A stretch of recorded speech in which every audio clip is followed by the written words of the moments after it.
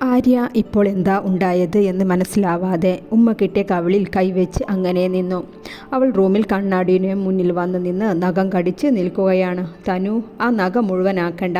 പിന്നിൽ നിന്ന് ആര്യയുടെ ശബ്ദം കേട്ടതും അവൾ വേഗം അവിടെ നിന്ന് മാറി ഫോണിൽ നോക്കി സോഫയിലേക്കിരുന്നു. താങ്ക് യു തനു, അവൻ അവൾക്ക് ഓപ്പോസിറ്റായി ബെഡിലിരുന്നു കൊണ്ട് പറഞ്ഞു. അവൾ അവൻ്റെ മുഖത്തേക്ക് ഒന്ന് നോക്കി. അവൻ്റെ കൈകൾ അവൾ വെച്ച കവിളിലാണ്. തൻവി മുഖം വേഗം താഴ്ത്തിക്കളഞ്ഞു. തനു, എനിക്ക് ഓർമ്മ വെച്ച ശേഷം ആദ്യമായിട്ട് കിട്ടിയ ചുംബനമാണെന്ന് തോന്നുന്നു. നല്ലൊരു ഫീൽ തോന്നുന്നുണ്ട്. അച്ഛനും അമ്മയും എല്ലാം ഏട്ടനെ എപ്പോഴും കെട്ടിപ്പിടിക്കുന്നതും ഉമ്മ വെക്കുന്നതും ഒക്കെ കാണാം. ആൾ നല്ല പഠിപ്പിയാണേ. ഓരോ സമ്മാനവും കൂടുതൽ മാർക്കും വാങ്ങി വരുമ്പോൾ പിന്നെ ജോലി കിട്ടിയതിന് ശമ്പളം അങ്ങനെ ഞാൻ പിന്നെ താൻ തോന്നിയല്ലേ. എന്നെ കാണുമ്പോഴേ അവർക്ക് കലിയാകും വരുക. കലി കയറുന്നവർ എങ്ങനെ കിസ് തരും അല്ലേ തനു? അല്ല, എന്താ ഇപ്പോൾ ഒരു തനു വിളിയേ? തൻവി എന്നല്ലേ ആര്യ വിളിച്ചിരുന്നത്? തൻവി സന്ദർഭം മാറ്റാനായി പറഞ്ഞു. അതെന്താ, എനിക്ക് തനു എന്ന് വിളിക്കാൻ പാടില്ലേ? നിൻ്റെ വീട്ടിലെല്ലാവരും തനു എന്നല്ലേ വിളിക്കണേ? ഇനി ഞാനും തനു എന്നേ വിളിക്കൂ. എനിക്ക് വർഷങ്ങൾക്ക് ശേഷം ആദ്യം കിസ് തന്ന ആളല്ലേ? അവൻ കള്ളച്ചിരിയോടെ അവളെ നോക്കി പറഞ്ഞു. അവിടുന്ന് അപ്പോഴത്തെ സന്തോഷത്തിൽ വീട്ടിൽ ചെയ്യുന്ന പോലെ അറിയാതെ ചെയ്തതാ. അവൾക്ക് എന്തോ വല്ലാത്ത നാണം വരുന്ന പോലെ. അവൾ ആ മുഖം അവനിൽ മറച്ചു വെച്ചുകൊണ്ട് റൂമിന് പുറത്തേക്ക് പോകാൻ നിന്നതും ആര്യ അവളുടെ കൈ പിടിച്ചു നിർത്തി. വേഗം ഡ്രസ്സ് മാറ്റി വാ, നമുക്ക് പുറത്ത് പോയി ചൂട് കവടയും അടിപൊളി ചായയും കുടിച്ച് വരാം. അമ്മയോട് എന്താ പറയാ? അമ്മയോട് എന്ത് പറയാൻ? ഭാര്യ ഭർത്താവും കൂടെ പുറത്തു പോകുന്നതിന്. നീ വേഗം വാ, ഞാൻ പുറത്തുണ്ടാകും. അവൾ കുർത്തയും ജീൻസും ഇട്ട് ഇടതൂർന്ന നീളൻ മുടിയെ പോണി കെട്ടി നന്നായി ഒന്ന് ഒരുങ്ങിയിറങ്ങി. അവൻ്റെ ബുള്ളറ്റിൻ്റെ ഇരു സൈഡിൽ കാലിട്ടിരുന്നു. ഷോൾഡറിൽ പിടിച്ചോ തനു? വേണ്ട, ആര്യയ്ക്ക് ഇക്ലിയാവില്ലേ? ഓ, അത് അന്നല്ലേ തനു. ഇനി ഏട്ടന് ഇക്ലിയാവില്ല. അതെന്താ? അതൊക്കെയുണ്ട്, നീ ശ്രദ്ധിച്ച് പിടിച്ചിരുന്നേ. അവൾ അവൻ്റെ ഷോൾഡറിൽ പിടിച്ചതും അവൻ സ്പീഡിൽ ബുള്ളറ്റ് ഓടിച്ചു വിട്ടു. തെരുവോരത്ത് നിറഞ്ഞ ബൾബുകൾ കത്തിച്ച ഒരു ടീ ഷോപ്പിലേക്ക് കയറി. അവിടെ ചെറിയ ടേബിളിൻ്റെ അടുത്തേക്ക് നടന്നു. അവിടെയുള്ള കസേരയിലേക്കിരുന്നു. ആര്യയുടെ നോട്ടം മുഴുവൻ അവളുടെ നേരെയായിരുന്നു. അവളുടെ ശ്രദ്ധ മുഴുവൻ ചുറ്റുമുള്ള കാഴ്ചകളിലും. ആ സായാഹ്ന സന്ധ്യയിൽ നേരിയ ബൾബിൻ്റെ വെളിച്ചത്തിൽ അവളുടെ നേരിയ തുടുത്ത കവിൾ, ചുവന്ന ചുണ്ടുകൾ, വലിയ കണ്ണുകൾ. അവൻ്റെ നോട്ടം മുഴുവൻ അവളുടെ മുഖത്തെ ഓരോ ഭാഗത്താണ്. അവൻ കണ്ണെടുക്കാതെ അവളെ തന്നെ നോക്കിയിരിക്കുകയാണ്. മുന്നിലെത്തിയ ചൂട് ചായ അവൾ ഊതി കുടിക്കുന്നുണ്ട്. കൂടെ ചൂടുള്ള പൊക്കവടയും കഴിക്കുന്നുണ്ട്. അവൾ ആസ്വദിച്ച് കഴിക്കുന്നത് നോക്കിയിരിക്കാൻ തോന്നിപ്പോയി ആര്യക്ക്. ആര്യ കഴിക്കുന്നില്ലേ? തൻവിയുടെ ചോദ്യമാണ് അവനെ ഉണർത്തിയത്. എങ്ങനെയുണ്ട് തനു? നല്ല സ്വാദുണ്ട് ആര്യ, കഴിച്ചു നോക്ക്. അവൾ ഒരെണ്ണമെടുത്ത് അവൻ്റെ നേർക്ക് നീട്ടി. അവൻ കൈ നീട്ടുന്നതിന് പകരം വായ തുറന്ന് അവളുടെ കയ്യിൽ നിന്നും വാങ്ങി. താൻ ഒരു പരുങ്ങലോടെ ചുറ്റും നോക്കി. ആര്യ, എല്ലാവരും കണ്ടു കാണും. അവൾ ചമ്മലോടെ പറഞ്ഞു. അതേ തനു, നിൻ്റെ ലെഫ്റ്റ് സൈഡിലേക്ക് നോക്ക്. തനു അവൻ പറഞ്ഞ ഭാഗത്തേക്ക് ഒന്ന് നോക്കി. അവിടെ കമിതാക്കളിരുന്ന് ഐസ്ക്രീം പരസ്പരം വായിലേക്ക് വെച്ചു കൊടുക്കുന്ന തിരക്കിലാണ്. അയ്യേ, ഇവർക്ക് നാണമില്ലേ? തനു വേഗം മുഖം തിരിച്ചുകൊണ്ട് പറഞ്ഞു.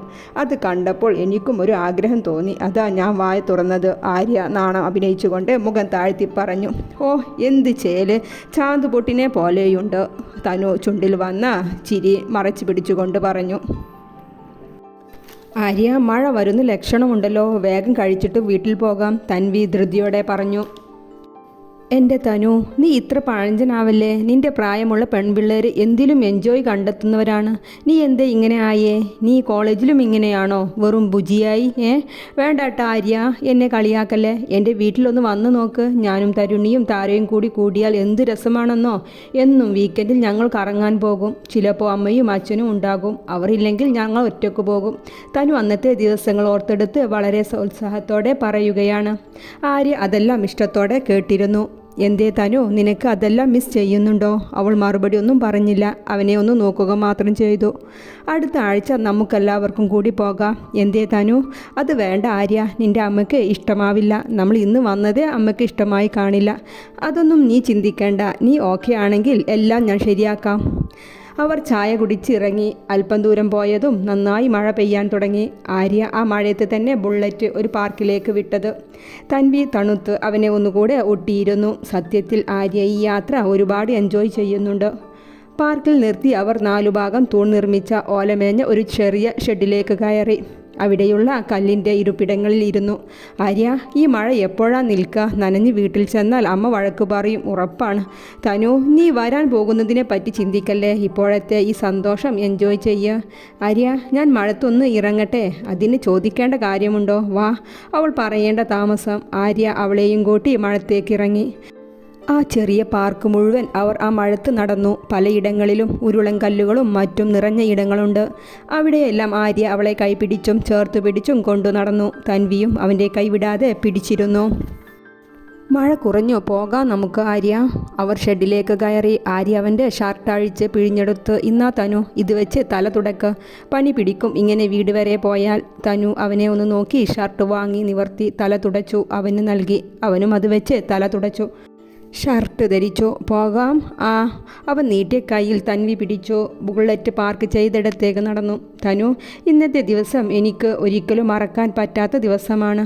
ബൈക്കിൽ മഴ കൊണ്ട് യാത്ര ചെയ്തിട്ടുണ്ട്, പക്ഷേ ഇത്ര എൻജോയ് ചെയ്ത ദിവസം എൻ്റെ ജീവിതത്തിൽ ഉണ്ടായിട്ടില്ല. താങ്ക് യു സോ മച്ച് തനു. അവളുടെ ഇരു കൈകളും കൂട്ടിപ്പിടിച്ച് അവൻ അവളോടായി പറഞ്ഞു. തനുവിയും നിറഞ്ഞ ഒരു പുഞ്ചിരി നൽകി. വീട്ടിലെത്തിയതും ഇരുവരും കുളിച്ച് ഫ്രഷായി. ഉറങ്ങാൻ വന്നതാണ് തനു. താൻ ബെഡിൽ കിടന്നു. അത് വേണ്ട ആര്യ. ആര്യ കിടന്നോ, ഞാൻ സോഫയിൽ കിടന്നോളാം. ഇത്രയും ദിവസം നീ കിടന്നില്ലേ തനു, ഇനി കുറച്ച് ദിവസം ഞാൻ കിടക്കാം. അങ്ങനെ നമുക്ക് ബാലൻസ് ചെയ്ത് കിടക്കാം. ഓ, പുതിയ ഐഡിയ കൊള്ളാം. അവൾ അത് പറഞ്ഞുകൊണ്ട് ബെഡിലേക്ക് കിടന്നു. ആര്യ അവൻ്റെ ലാപ്ടോപ്പ് തുറന്ന് ഹെഡ്ഫോൺ വെച്ച് ഗെയിമിൽ മുഴുകി. തൻവി ചെരിഞ്ഞു കിടന്ന് അവനെ നോക്കി അങ്ങനെ കിടന്നു. അവളുടെ ചുണ്ടിലും ഒരു പുഞ്ചിരി ഉണ്ടായിരുന്നു. ആര്യ, ഞാൻ കോളേജിൽ പോവുകയാണ്. ബ്രേക്ക്ഫാസ്റ്റ് ടേബിളിലുണ്ട്, ചായ ഫ്ലാസ്കിലും. അമ്മയെ ബുദ്ധിമുട്ടിക്കല്ലേ. തൻവി കോളേജിൽ പോകാൻ റെഡിയായി ഇറങ്ങിയതാണ്. ഉറങ്ങിക്കിടന്ന് ആര്യയോടായി പറഞ്ഞു. അവൻ കണ്ണുകൾ തുറക്കാതെ തംസപ്പ് കാണിച്ചു. അവൾ കുറച്ചു നേരം അവനെ നോക്കി. കണ്ണു തുറന്ന് തന്നെ ഒന്ന് നോക്കിയിരുന്നെങ്കിലെന്ന് ആ സമയം അവൾ ആശിച്ചിരുന്നു. ആഹാ, എന്താ സ്മെല്ലാണമ്മ. 11 മണിക്ക് എണീറ്റ് വന്ന് ബ്രേക്ക്ഫാസ്റ്റ് കഴിക്കാനിരുന്ന് ആര്യ കാസ്ട്രോൾ തുറന്നതും വിളിച്ചു പറഞ്ഞു. ഓ, നീ ആദ്യമായിട്ടല്ലേ മസാലദോശ കഴിക്കണേ? എന്നാലും അമ്മ ആദ്യമായിട്ട് തന്നെയാണ് അമ്മ ഇത്രയും ടേസ്റ്റി ആയിട്ടുള്ള മസാലദോശ കഴിക്കുന്നത്. അവൻ അമ്മയെ ദേഷ്യം പിടിപ്പിക്കാനായിട്ട് വീണ്ടും വീണ്ടും പറയുന്നുണ്ട്. ഓ, തൻവി വന്നതിന് ശേഷം നിൻ്റെ നാക്കിന് ഒന്നുകൂടി നീട്ടം കൂടിയിട്ടുണ്ട്. സാവിത്രിയും അതിനനുസരിച്ച് പറയുന്നുണ്ട്. അശ്വിനി, അർജുൻ കോടികൾ വില വരുന്ന കാർ ബുക്ക് ചെയ്തത് നീ അറിഞ്ഞോ? Business trip. അവൻ ലക്ഷറി ഹോട്ടലിലാണ് റൂം ബുക്ക് ചെയ്യുന്നത്. അവനോട് അവൻ്റെ ലെവലിൽ ജീവിക്കാൻ പറയേ. ഡാഡി, എന്തൊക്കെയാണ് ഈ പറയുന്നത്? ഓഫീസിൽ നടക്കുന്ന കാര്യങ്ങളെല്ലാം ആരാണ് ഡാഡിയെ അറിയിക്കുന്നത്? അതൊക്കെ ആരെങ്കിലും ആകട്ടെ അശ്വിനി, അവൻ്റെ ഈ ദൂർത്ത് നീ ശ്രദ്ധിക്കുന്നില്ലേ? ഡാഡി എന്നു മുതലാണ് ഇങ്ങനെ കണക്ക് പറയാൻ തുടങ്ങിയത്? അർജുൻ എൻ്റെ ഹസ്ബൻഡാണ്. അതിൻ്റേതായ പൊസിഷനിൽ അദ്ദേഹം ജീവിക്കട്ടെ. ഡാഡിക്ക് ഓഫീസിലെ ഈ വിവരങ്ങൾ കറക്റ്റ് അറിയിക്കുന്നവനോട് പറയ് തൻ്റെ ജോലിയിൽ ഫോക്കസ് ചെയ്യാൻ. അശ്വിനി ദേഷ്യത്തോടെ പറഞ്ഞു. മോളെ അശ്വിനി, നീ അവനെ പൂർണ്ണമായി വിശ്വസിക്കണ്ട. അവൻ്റെ പോക്ക് ഒന്ന് ശ്രദ്ധിക്കുന്നത് നന്നാവും. അവൻ്റെ ചീറ്റിങ്ങിൽ പെടാതെ ശ്രദ്ധിക്ക്. ഡാഡി, ഞാൻ അശ്വിനി ഗിരിധറാണ്. എന്നെ ചീറ്റ് ചെയ്യാൻ ഒരുവനും ഭൂമിയിൽ ജനിച്ചിട്ടില്ല. അവൾ വലിയ ആത്മവിശ്വാസത്തോടെ പറഞ്ഞു. Okay daddy. അവൾ ഫോൺ കട്ട് ചെയ്തു. അച്ഛാ, എന്തിനാണ് അക്കൗണ്ടിൽ പണം സെൻഡ് ചെയ്തത്? എൻ്റെ കയ്യിലുണ്ട് പണം. മോളെ, എന്തിനാണ് ഇങ്ങനെ കണക്ക് പറയുന്നത്? അച്ഛൻ അറിയാം ആര്യയ്ക്ക് ജോലിയില്ല എന്ന്. എൻ്റെ മോളെ പഠിത്തത്തിനും മറ്റും പണം ആവശ്യമുണ്ടെന്ന്.